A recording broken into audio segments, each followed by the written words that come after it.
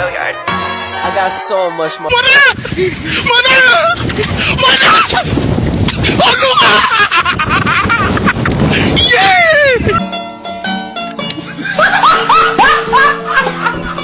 Are you ready, kids? Aye, aye, Captain! I can't hear you. Aye, aye, Captain! Oh! Fucking design on right now. Break it down, bring it back, make it clap. I got 3 old thoughts, new block, where that thing. Bitches on my line, and you know Halo rekan-rekan, saya Novitriana Ramadhani. Kali ini saya akan menjelaskan tentang materi turunan. Jadi, turunan itu adalah pengukuran terhadap bagaimana suatu fungsi berubah seiring dengan perubahan nilai yang dimasukkan. Pada turunan menunjukkan bagaimana suatu besaran berubah akibat besaran lainnya. Dalam proses penemuan turunan disebut diferensiasi. Turunan terbagi menjadi dua, yaitu turunan fungsi aljabar dan turunan fungsi trigonometri. Pada turunan terdapat fungsi y sama dengan fx. Turunan dari variabel x dinotasikan dengan dy per dx atau dfx per dx atau y aksen. Turunan didefinisikan sebagai f aksen x sama dengan lim h menuju 0 fx tambah h dikurang fx per h. Definisi dari turunan di atas didapatkan dari sebuah gradien garis singkung pada suatu kurva tertentu. Misalnya dapat dilihat dari gambar di atas. Ketika garis G memotong kurva fungsi fx di dua titik yaitu A dan B, gradien garis G sama dengan mg sama dengan fx tambah h dikurang fx per h. Jika nilai H berubah semakin kecil, maka titik B akan bergerak sepanjang kurva fx mendekati titik A. Jika nilai H mendekati 0, maka titik B semakin berimpit dengan titik A. Jika nilai H menuju 0, maka titik B semakin berimpit dengan titik A. Jika nilai H menuju 0, maka garis G berubah menjadi garis singgung pada kurva fungsi fx di titik A dan nilai gradiennya sama dengan mg sama dengan limit H menuju 0 fx ditambah H dikurang fx per H sama dengan f aksen per x. Pada turunan fungsi aljabar terdapat rumus-rumus, yaitu yang pertama, jika y sama dengan a atau artinya jika y didapati adalah sebuah angka, maka y aksen sama dengan 0. Turunannya adalah 0. Yang kedua, y sama dengan ax. Jika y adalah ax, maka y aksen sama dengan a. Turunannya adalah a. Misalnya 10x turunannya adalah 10. Yang selanjutnya yaitu y sama dengan x pangkat n. Jika y adalah x pangkat n, maka y aksen sama dengan n dikali x pangkat n dikurang 1. Turunannya adalah n dikali x pangkat n dikurang 1.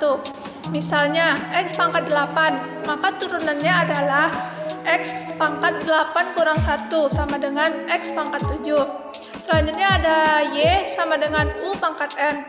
U adalah suatu persamaan yang bukan x, maka y aksen sama dengan n dikali u pangkat n dikurang 1 dikali u aksen, atau y aksen sama dengan dy per dx.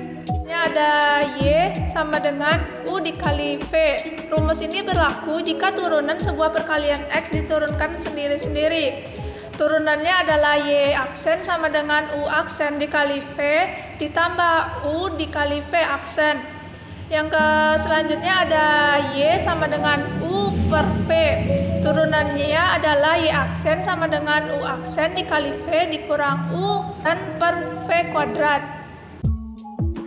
Setelah tadi kita membahas tentang rumus fungsi turunan aljabar, selanjutnya kita akan membahas rumus turunan fungsi trigonometri. Rumus turunan fungsi trigonometri ada yang pertama, ada jika fx sama dengan sin x, maka turunannya adalah f aksen x sama dengan cos x. Yang kedua, ada jika fx sama dengan cos x, maka turunannya adalah f aksen x sama dengan negatif sin x. Yang ketiga ada jika fx sama dengan tan x, maka turunannya adalah f aksen x sama dengan sekon kuadrat x. Yang keempat ada jika fx sama dengan kotangen x, maka turunannya adalah f aksen x sama dengan negatif kosekan kuadrat x. Yang kelima ada jika fx sama dengan sekon x, turunannya adalah f aksen x sama dengan sekon x dikali tan x. Yang ketujuh ada jika fx sama dengan kosekan x, turunannya adalah f aksen x sama dengan negatif kosekan x dikali kotangen x. Pada turunan terdapat sifat-sifat. Yang pertama, sifat penjumlahan. Sifat penjumlahan pada turunan didefinisikan dengan d dalam kurung fx ditambah gx tutup kurung per dx sama dengan dfx per dx ditambah dgx per dx.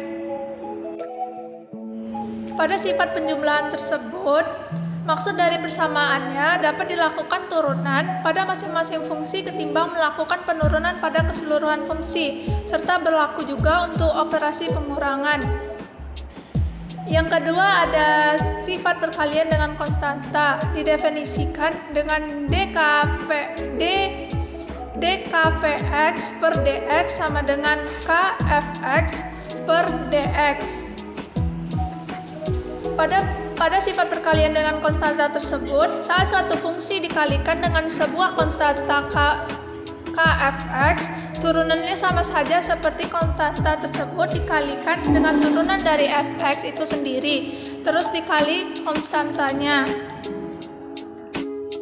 Yang ketiga ada sifat perkalian, didefinisikan dengan dfx dikali gx per dx sama dengan f aksen x dikali gx ditambah g aksen x dikali fx.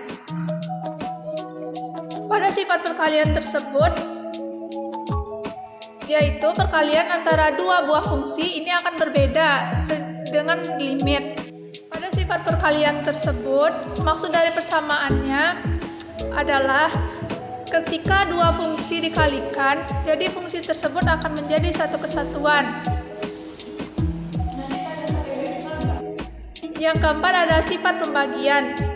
Pada sifat pembagian didefinisikan dengan d per dx dalam kurung fx per gx tutup kurung sama dengan f aksen x dikali gx dikurang g aksen x dikali fx per gx kuadrat.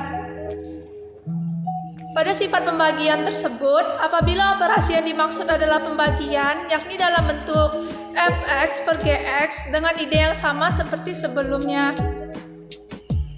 Sifat terakhir ada aturan rantai yang didefinisikan dengan df gx per dx sama dengan dfx per dgx dikali gx per dx.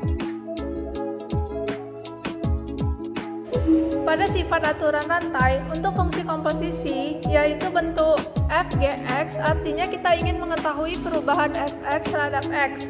Namun, di sisi lain, gx lah yang merupakan input dari gx. Untuk mengetahui turunannya, idenya adalah kita temukan terlebih dahulu perubahan fx terhadap gx, dilanjutkan dengan mencari perubahan gx terhadap x. Sekian penjelasan materi turunan dari saya. Saya ucapkan terima kasih. Saya Windy Sapitri, saya akan memberikan contoh soal turunan. Yang pertama itu turunan fungsi aljabar. Bisa dilihat untuk soal turunan fungsi aljabar, itu adalah turunan pertama dari fungsi fx sama dengan 4x kuadrat kurang 12 dikali dengan x tambah 2. Adalah untuk mencari turunan dari fungsi tersebut, yang pertama kita harus melakukan pembagian atau pemisalan. Untuk pemisalan U itu kita bisa ambil dari fungsi yang pertama itu 4x kuadrat dikurang 12x, dan untuk V sendiri itu x ditambah 2. Nah, sebelum kita masuk ke dalam rumusnya, yang kita harus menurunkan U dan V tersebut. Untuk 24x dikurang 12x itu jika diturunkan seperti yang sudah dijelaskan pada materi sebelumnya itu didapat 8x kurang 12. Untuk V, turunan dari V sendiri itu adalah 1. Kemudian setelah kita mendapatkan U aksen, V dan V aksen, kita dapat menggunakan rumus yang telah dijelaskan sebelumnya, yaitu untuk V aksen X sama dengan U aksen V, U aksen dikali V ditambah U dikali V aksen. Nah, kita bisa masukkan nilai-nilai yang telah kita dapat tadi. 8x dikurang 12 dikali x ditambah 2 ditambah 4x kuadrat dikurang 12x dikali dengan 1. Nah, teman-teman bisa lihat untuk hasilnya kita dapat lihat yaitu 12x kuadrat dikurang 8x dikurang 24. Nah, untuk soal yang kedua, untuk turunan fungsi trigonometri, bisa teman-teman lihat soalnya yaitu turunan pertama dari Y sama dengan cos pangkat 4x adalah, nah untuk menjawab soal tersebut bisa kita misalkan terlebih dahulu. Untuk misal U sama dengan cos X, maka turunan dari U atau yang sudah dijelaskan sebelumnya, maka cos X itu turunannya sama dengan min sin X, ya kan? Nah, kemudian Y sama dengan cos pangkat 4X, maka Y sama dengan U pangkat 4. Turunan dari U pangkat 4 berapa?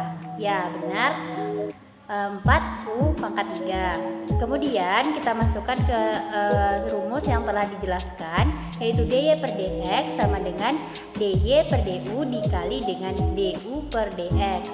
Nah, kan tadi sudah didapat untuk dy per du itu 4u pangkat 3 dan du per dx itu min sin x. Kita kalikan, kemudian kita dapatkan 4 cos pangkat 3x, kemudian dikali dengan min sin x. Hasilnya bisa kita hitung, yaitu untuk turunan Y sama dengan cos pangkat 4x yaitu min 4 cos pangkat 3 sin x. Bring it back, make it clap. I got 3 old thoughts, new block, where that thing. Bitches on my line, and you know